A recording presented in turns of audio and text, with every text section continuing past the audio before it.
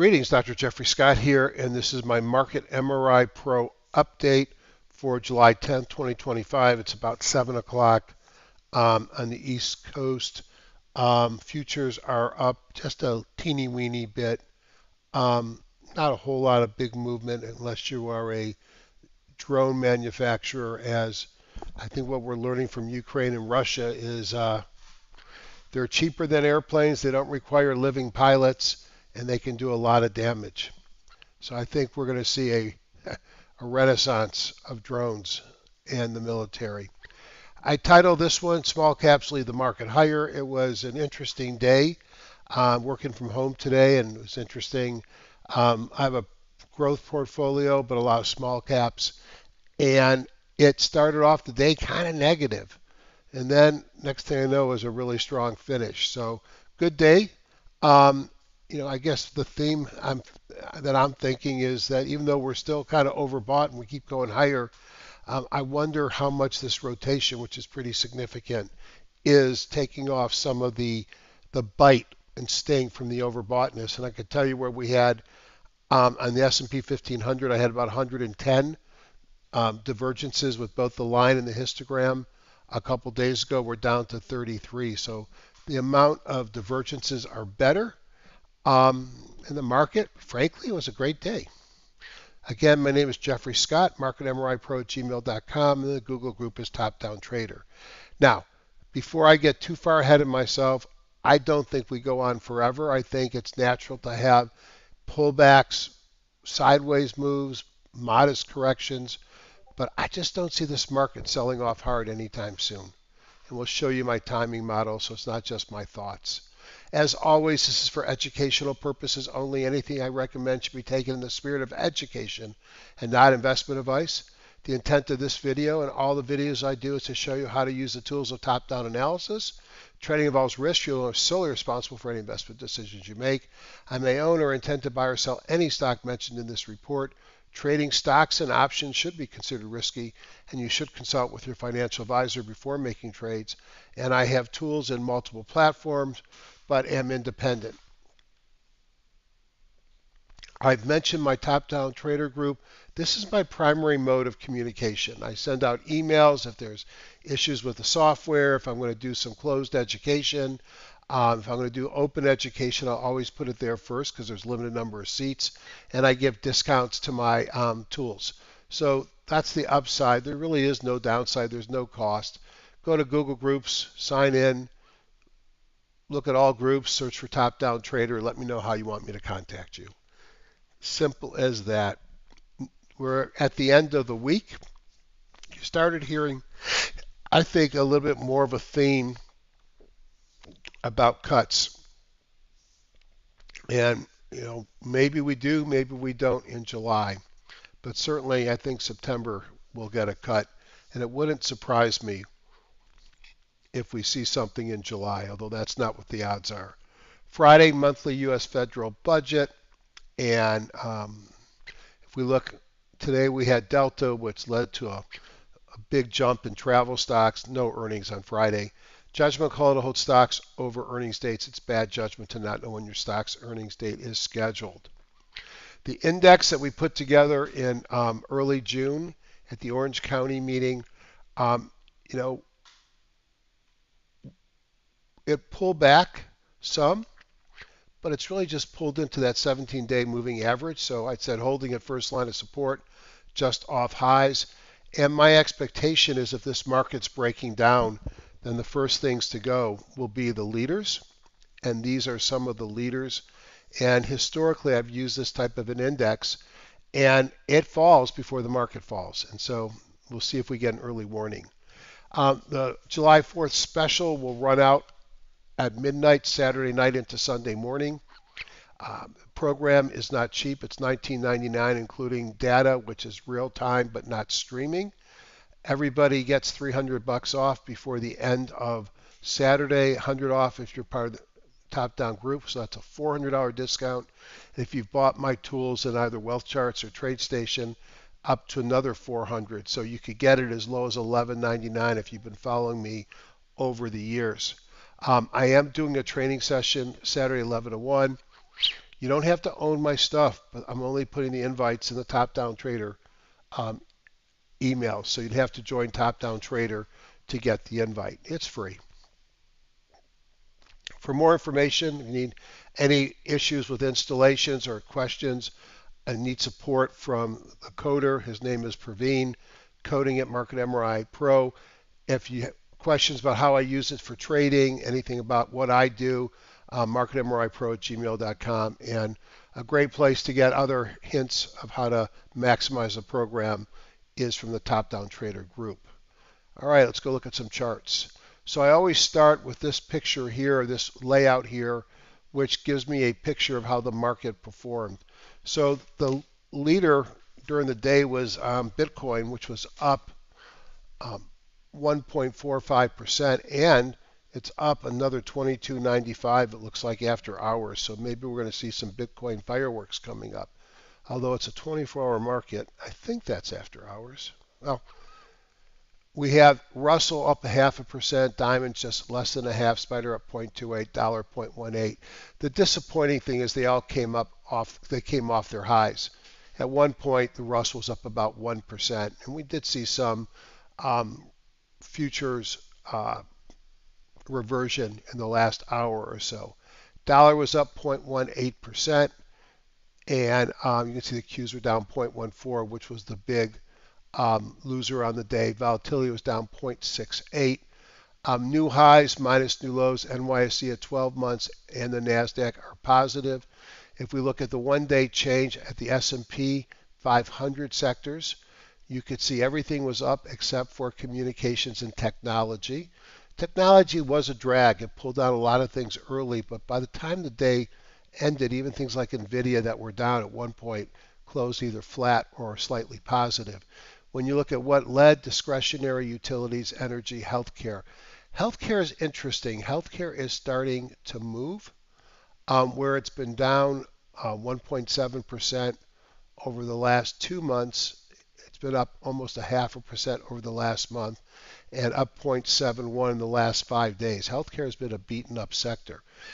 I just like to start here. 71% of the S&P 1500 were up, 56 of the NASDAQ, and 66% of the NYSE. So most stocks were up, and hopefully you had a good day with your portfolio. If we look at the timing model, the daily model, we just look at the line underneath the chart. Green is good, red is bad. All of the major ETFs, Spiders, Qs, Diamonds, and Russell are in a buy on the daily. They are also all in a buy on the weekly. So when my intermediate term trend, it'll come up in a second, and my short-term trend are both saying the market's going higher, I expect the market to go higher. I will show you some things tonight that say maybe we're getting overbought again, but doesn't mean we have to have a big correction, and maybe we're doing a sideways correction with all this market rotation. Going into the U.S. index ETFs, and I've got my regular charts back. Yesterday when I loaded the program before my video, I corrupted something, and it was easy to fix once I got Praveen involved. And it would only have happened to me because I've got multiple versions of the program on one computer. So a couple of things. We look at the high jump, and right now it's at 84 on the Spiders. That's not bad. It can still go higher. Seasonality is strong. We're in a strong month with July. Volume wasn't great today. We did have a momentum candle, and look dot. Look at this. Actually, a breakout dot. Nope. Yeah, breakout dot. So 2 breakout dots in a row, which is good, but not as meaningful as the momentum. Volume is good.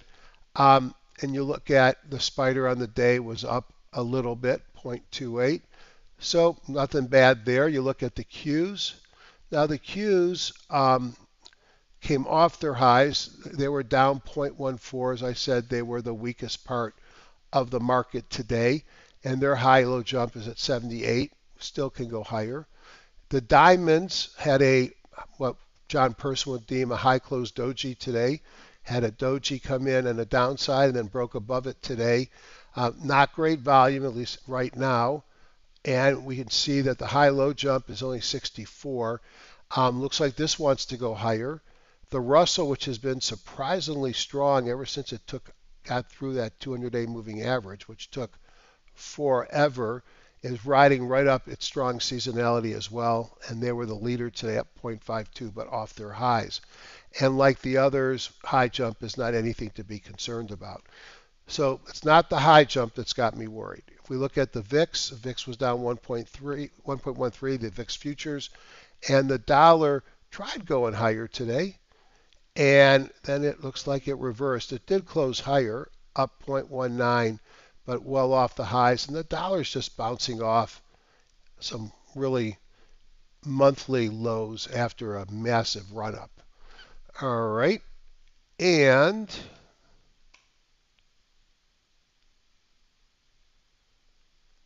all right, I'm going to have to take that out for now. This is an old trend line that I had put in, just wondering if we were going to see this line hold, and it held today. I'll be looking for, we failed at this line multiple times, looking for a failure there again. A break above it will be something else. If we look at commodities, dollar was up, commodities, gold was up a bit, 0.22, silver up near highs, not the all-time highs. You got to go back to like 2011 something, and it was much higher. But you could see silver was up 2.27 when gold was up just a bit, 0.22. Oil's coming down off of a recent run. Natural gas, who cares?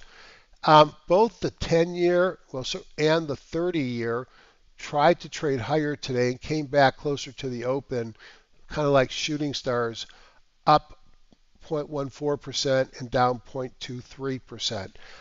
Want to keep those yields, especially the 30-year, below 5%. Look at the buckets. You can see a rightward shifts. Most of the stocks are on the right-hand side of the histogram, but not enough stocks above the Bollinger Bands to give us any kind of a signal.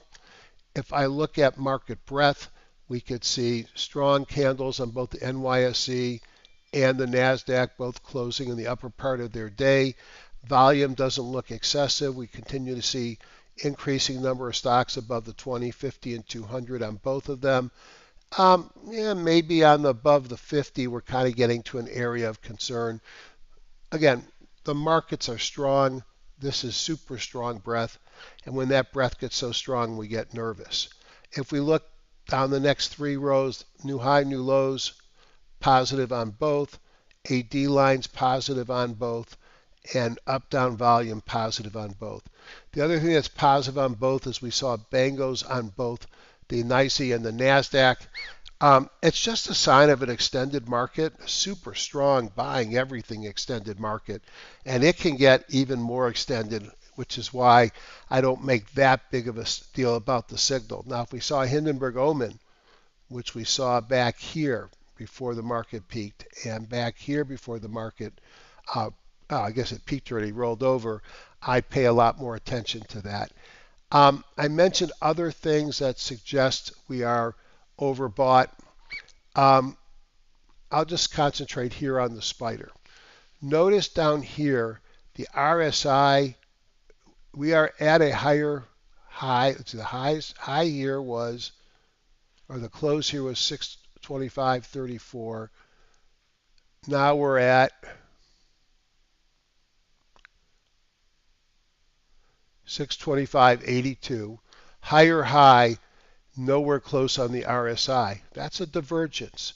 Up here it tells me that we have 96%, 13 week new high, new lows. That's a pretty big number, and a number that is close to where I'd expect a reversal. These are the stocks above their moving averages, and the advanced decline line is leading, which is great. So this bothers me a little bit.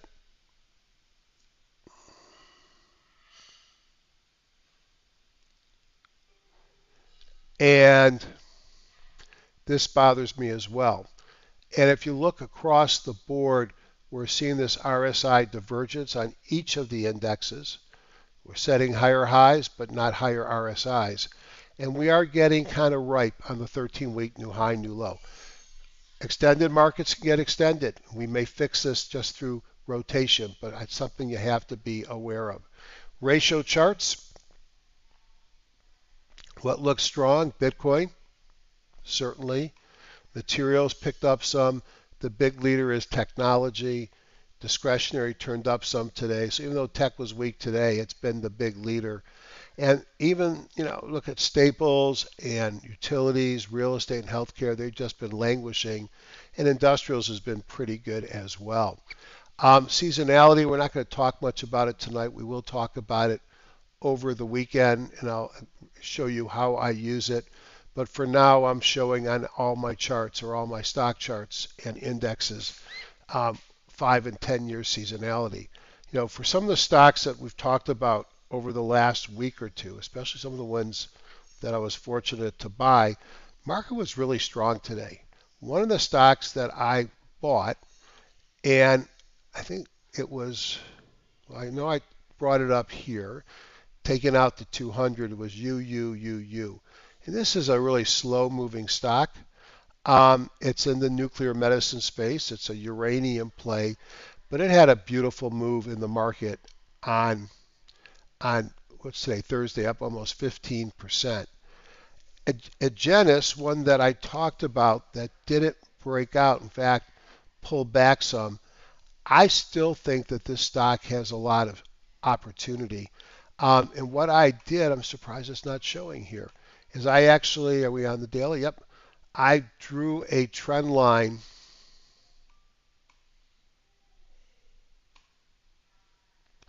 from here through there.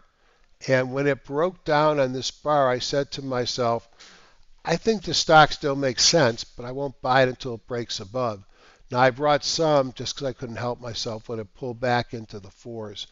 But that one had a nice breakout today, up 14% as well.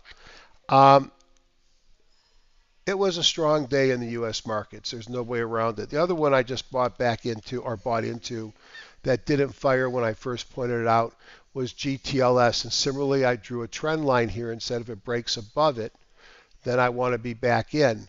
And it broke above it yesterday and had a nice move up 0.5% today. But it's a $168 stock. So there has been some strength. This has been a great year for me. When I look at how stocks have performed in the leader and the big caps, well, as the NASDAQ and the S&P 500, they're both up 6.8%. You almost want to scratch your head. The diamonds are up 5%. Growth stock investing has worked this year. It doesn't work every year like this, but it's been a really, really strong year for the types of trading that I do. On the top-down perspective, we're going to have closer to, let's see, I think 3,700 or so stocks, so it's very different than the S&P 1500, and the leadership was energy, basic materials, and healthcare. If we look at the industry groups, do the same thing. We can rank them by percentage return, and biotech was up here. So that intrigues me a little bit, especially what I saw with AGEN. And then another one that I gave out apparently when it was $8 at a meeting a year ago was Summit. And this is one that, as an oncologist, I'm very excited, a cancer doctor. I was more excited about it when it ran all the way up after some data came out. And then the stocks had a couple of times when it's pulled back pretty hard. It seems to be running again. Part of it is potential deal with AstraZeneca, but I just think biotech is coming back in favor. So if we look at biotech, of which most of these things are beaten up, if we look for pullbacks and uptrends, and we'll put the price 5 and 500,000 shares, hit OK. And again, biotech was the leading industry group. No, it wasn't. My bad. Oh, no, it's not even close. Well, I'm still interested in biotech, and I just rank them by up dots. I might just want to look at this one group and see if anything else looks viable. AUPH, nah. Arctis, this one looks interesting.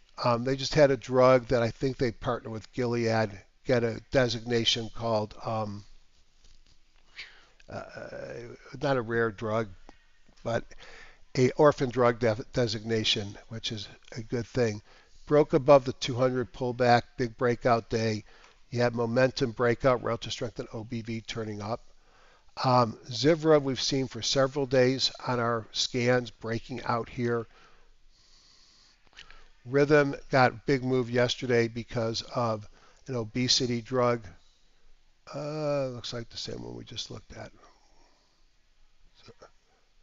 Oh, they are very similar. Okay. Roivant, nah, too sideways. And you know what? I do this all the time. I leave it on the weekly. Back to the daily. So let's go again. AUPH breaking out here. It's kind of a sideways movement stock. ARQT, this is the one that has partnered some with Gilead, starting to make a move here. ZVRA has been moving now for several days, much more impressive than the weekly chart was. Rhythm, you're going to see the big gap up, another move today. So we are seeing some things happening in biotech. Roivant Sciences is one kind of sideways. I don't know anything about ProKidney because it's not a cancer drug, but boy, this thing's had a big run, an inside bar here. Insight does make a cancer drug. It's been dead for such a long time. Is this thing ready to make a move? When are earnings? Earnings are not to, oh, they're soon, July 29th, 2 weeks. Look at the earnings per share growth, revenue growth, surprise on earnings. A multiple of 12 for a biotech doesn't seem to be too significant, especially with its growth rates. That one looks interesting. Exelixis, the stock never seems to do much, but boy, they have a great drug. Here's that Agenus that I like here. Took out, now we see it. I don't know why we didn't see it on the other chart, but you could see breaking out from here. Zymogenetics, Zymeworks, a breakout here over the 200 looks interesting as well. So all of a sudden, biotech is starting to be interesting. Now, one way of playing biotech is just say, forget the individual name risk, just buy LABU, which is an ETF, which I thought they switched it to 2X. But this one has started to move, and this will go up if biotech in general moves up. Interesting, didn't have any dots today, but it had the two momentum dots in a row moving up here off of the 50. So I'll often look at an individual sector or an individual industry group, which is why I want to look at biotech today. But let's go into the impulse view. Let's do some of my bottoms up analysis. It's always more fun anyway. So let's leave that pullback uptrend, rank them by up dots. Let's just see if anything else. Here's that UUU, which we already talked about. Nice uptrend. Allegiant, a lot of travel stocks were up today. That's not my favorite. Vichy is a REIT that owns a lot of gambling properties, pays a 5% dividend, steady earnings, steady revenue, boring stock, nice dividend. Sometimes those aren't bad to have in your portfolio. Good seasonality coming in. TAC, I don't even know what this is. Trans Alta Corporation, a utility, pull back to the 200. Blue dots. STNG is a shipper. Like to see it get above the 200. I think this one pays a pretty whopper of a dividend. Not such a whopper, just 3.46%. Rio is a basic materials company, or copper, others, languishing below the 200, doesn't have great seasonality here. PK Park Hotels, I think they are also a casino. You look down here, you got a very interesting bottom here, sort of a fry pan bottom, a breakout on volume. You already had the EMS come in back here. You had a CPR volume breakout and momentum, and you've got good relative strength in OBV. And does this pay a dividend? Pays, whoa, $1 on an $11 stock. That's a pretty big dividend.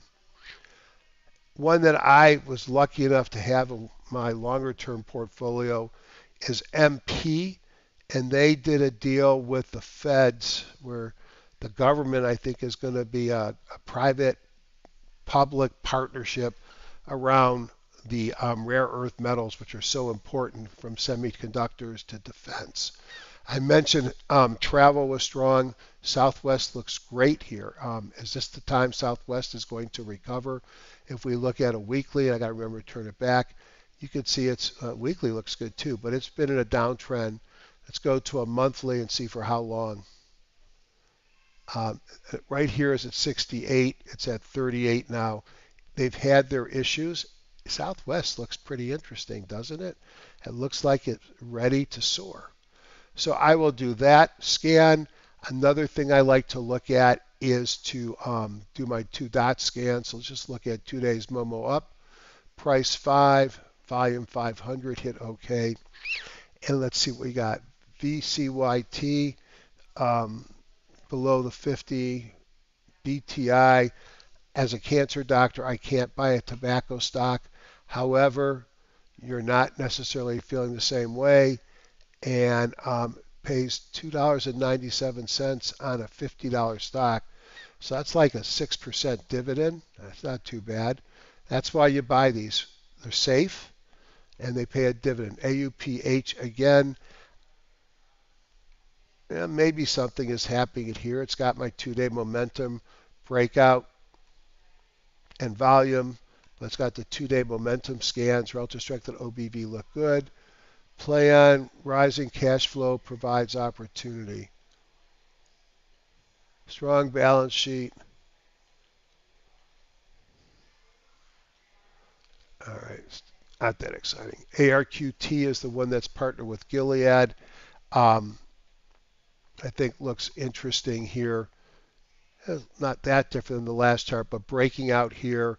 2 days of the Momo in a row. Roivant we looked at. RBA. I thought these were auctions, car auctions.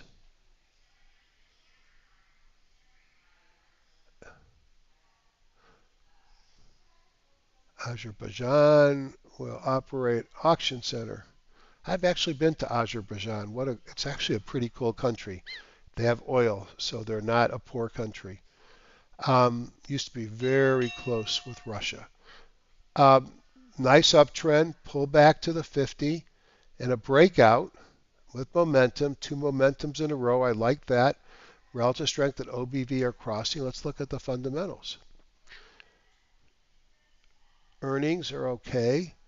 Revenue is good. It pays a small dividend, about 1.45%. I like the technical picture here. OGE, kind of a sideways move. Insight we talked about is another one of the biotech stocks that I liked. AAON, too far in the pattern. Trevi Therapeutics. There's a theme here. There's a lot of biotech showing up on our different scans. I think biotech is moving, and you want to buy LABU when it's relatively cheap. And even though it's not cheap, it's low in its pattern. And then TNXP, another pharmaceutical biotech stock, pullback and a breakout. 3 blue dots in a row. That usually tells me something. Smallpox vaccine. Okay. So that's a story stock in a land where vaccines are bad, but smallpox is a really bad disease. So I guess the theme is biotech and pharma. They're scary themes, to be honest, because there's so much bad will about those two groups within the current administration and wanting to reduce the drug spend, which we probably need to do. But I got to go off what's on the charts. This is a great looking chart. Got to like that chart. RBA, different industry. I love this chart. ARQT, I love that chart, and it's a biotech.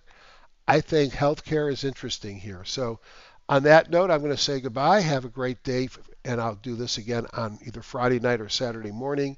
And if you want to come to the free training on Market MRI Pro, where I'll go into depth on what every dot, line, and squiggle means, join me, but you got to join Top Down Trader first to get your invite. Take care, everybody, and we'll see you tomorrow or Saturday.